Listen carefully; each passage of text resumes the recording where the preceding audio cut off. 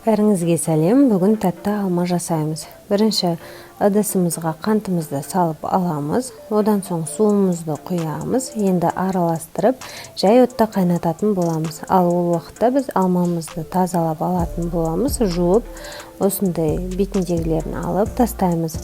Міне біздің сиропымыз қайнады. Енді уксус қосып, кішкене 5-10 минутта қайнататын боламын.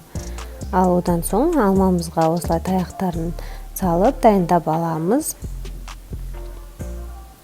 Ал енді сиропымызды тексереміз.